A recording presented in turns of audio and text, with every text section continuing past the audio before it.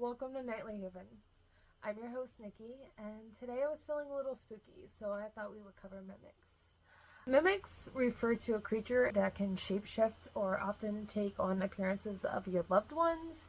They can also mimic voices, whether it's strangers or someone you know, and they like to deceive. So I thought that was pretty interesting. I thought we would just talk about that.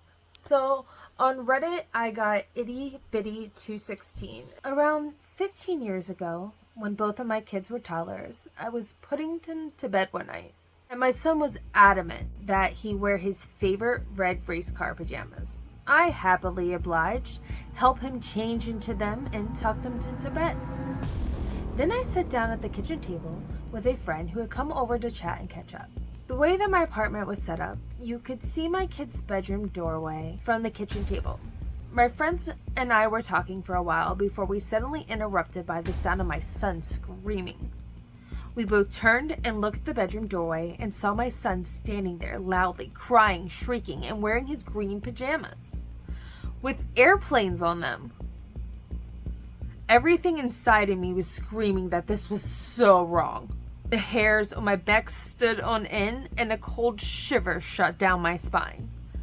My friend and I wordlessly stared at each other, not knowing what to do, and for a second, and we both knew that my son couldn't have changed his pajamas by himself yet.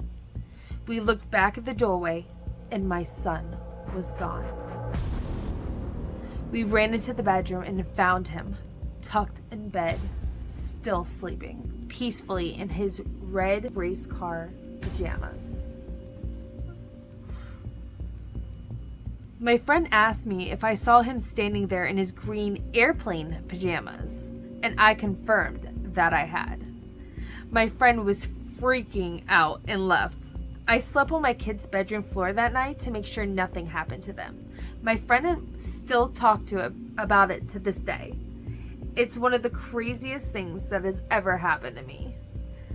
And my son, of course, doesn't remember any of it, but he loves hearing the story of how his doppelganger scared the crap out of us. I don't know what I would do if I looked out and I seen one of my kids standing there, and I know that it's not them. That has to feel so, like, you have to feel that, right? Like, there has to be, like, something unnatural that makes your internal, go up and just be like, that's not my kid. I don't know how I would handle that situation. I probably would have ran out of the house. I mean, I would grab my kid first, but I probably would have ran out of the house. Well, that's our story for today. Just remember, there are 3 things you should not do if you encounter a mimic. 1, never acknowledge a mimic.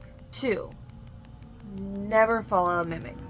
No matter if you hear a word sound or something beckoning, calling you, do not follow a mimic. And 3, always remain calm because they feed off your fear. Have a creepy night, guys.